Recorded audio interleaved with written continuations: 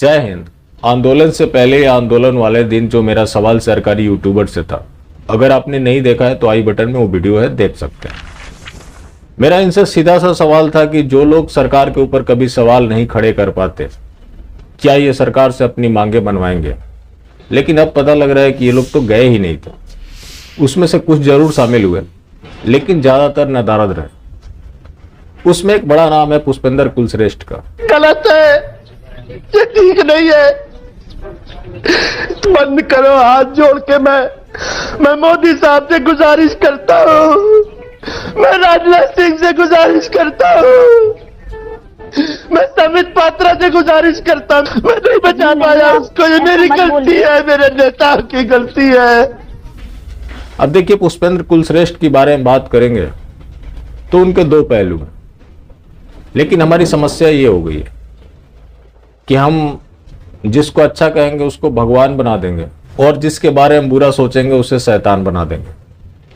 पुष्पेंद्र कुलश्रेष्ठ के बारे में अश्वनी उपाध्याय जी ने जो खुलासा किया है कि पहले वो साथ साथ रहे, आपने भी कई उनके इंटरव्यू देखे हैं जहां पे वो समर्थन करते दिख रहे थे, तो पहले शायद उन्हें लगता होगा कि ये कोई मजाक चल रहा है। जब उन्हें लगा कि ये आंदोलन होकर रहेगा तो उन्होंने निगेटिविटी फैलानी शुरू कर दी। उन्होंने पोस्ट भी लिखा कि ये आंदोलन के लिए परमिशन नहीं मिली है। मतलब उनकी पूरी कोशिश थी कि इस आंदोलन को विफल बना दिया जाए, लोगों को ना शामिल होने दिया जाए। जब अश्वनी उपाध्याय जी उनको कॉल कर रहे थे तो पुष्पेंद्र कुलश्रेष्ठ ने उनका फोन तक नहीं रिसीव किया। अब पुष्पेंद्र कुलश्रेष्ठ ने ये किसके दबाव में किया, बेहतर वही बता सकते हैं। इसका आपको प्रमाण चाहिए तो संदीप देव के साथ अश्वनी उपाध्याय का एक इंटरव्यू है, उम्मीद करता हूं कि आपने देख ली होगी। अगर ना देखी हो तो जरूर देखिए, वहां ये सारी बातें आपको सुनने को मिल जाएंगी। क्योंकि ये सारी बातें जो मैं आपको बता रहा हूं वो अश्वनी उपाध्याय ने खुद बताया। अब ये जो पुष्पेंद्र कुलश्रेष्ठ है, इनका काम क्या है? पहले अगर इनके पक्ष की बात करें तो इन्होंने हिंदुओं में बहुत सी जागरूकता लाई है, बहुत बड़ा कंट्रीब्यूशन रहा है। लेकिन इनका एक दूसरा भी पहलू है। जब ये गुजरात जाते हैं तो आपने सुना होगा कि यहां के लोग मीठा जरूर खाते हैं लेकिन इलाज पक्का करते हैं। पहले एक गया था, अब दूसरे को भी भेज दिया है। बात करें गुजरात की राजनीति की तो गुजरात से जो भी नेता निकले उसमें ज्यादातर देश विरोधी ही निकले। मोहम्मद अली जिन्ना भी तो गुजरात का ही था, महात्मा गांधी भी तो गुजरात का ही था। उसके बाद ये बताते नहीं थकते कि कुछ बड़ा होने वाला है, जैसे कि आईटी सेल हमेशा कहा करता है। उसके बाद ये बताते हैं कि भारत में एक इस्लामिक राष्ट्र पनप रहा था, उसको नरेंद्र मोदी ने आकर ध्वस्त कर दिया। और आपका एक ही काम है, लगातार बटन दबाते रहे। वो बटन किसका? कमल का। सवाल ना पूछे। इनकी एक पहचान रही है, जहां भी जाते हैं वहां के नेता की तारीफ करते हैं। सरकार में इनकी पकड़ भी अच्छी है, क्योंकि मैंने एक वीडियो देखा था जिसमें गुजरात की सीएम की पत्नी इनको सुनने आई थी। मेरा सवाल सिर्फ इतना ही था कि ये जितने भी सरकारी यूट्यूबर्स हैं, ये सरकार को इतना डिफेंड करते हैं जितना उनके प्रवक्ता भी ना कर पाए। क्या कभी इन लोगों ने सरकार से समय मांगा? नहीं मांगा। सरकार को कोई अल्टीमेटम दी? नहीं दी। इसको लेकर भी बात हो रही थी वहां। तो अश्वनी उपाध्याय जी ने कहा कि हाँ, इसको भविष्य के बारे में सोचा जा सकता है कि जब कोई भी आंदोलन होता है उसकी कोर कमेटी बनानी पड़ती है। उसके बाद नरेंद्र मोदी से उनकी एक्सपेक्टेशन है कि नरेंद्र मोदी ही ये कानून ला कर देंगे, अगर वो नहीं लाएंगे तो कौन लाएगा? ये बातें वो इसलिए बोल रहे हैं कि आज वो बीजेपी में।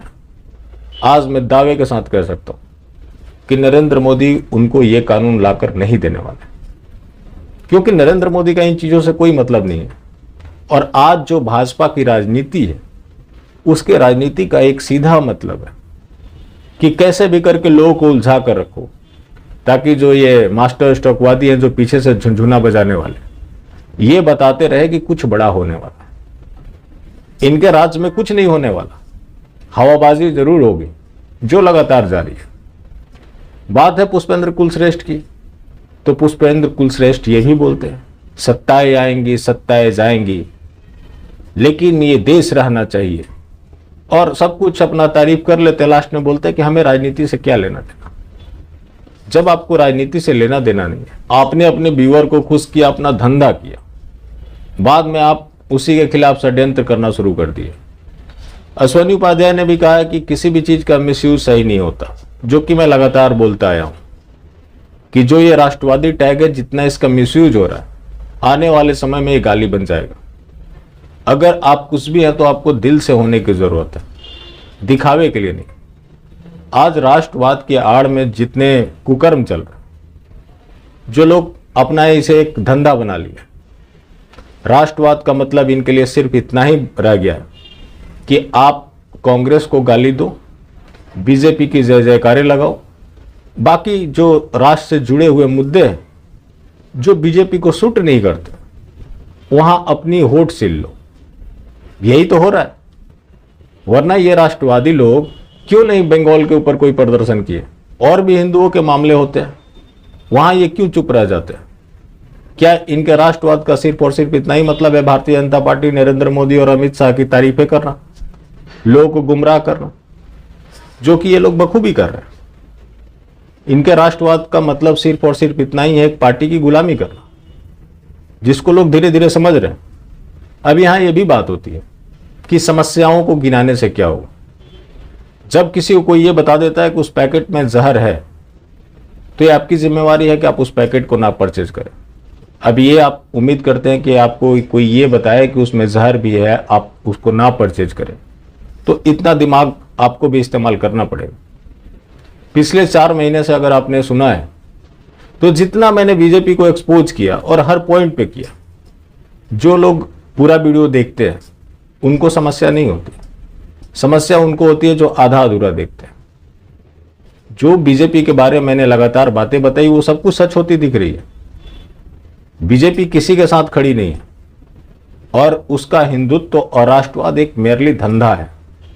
उस धंधे का मतलब सिर्फ इतना ही है, कैसे भी करके हमें सत्ता प्राप्ति करना। तो कोई भी नैरेटिव ज्यादा समय तक चलता नहीं है, जो कि भारत की राजनीति की नंगी सच्चाई है। रही बात इन ढोंगी राष्ट्रवादियों की, तो ऐसा नहीं है कि पुष्पेंद्र कुलश्रेष्ठ कोई अकेले हैं।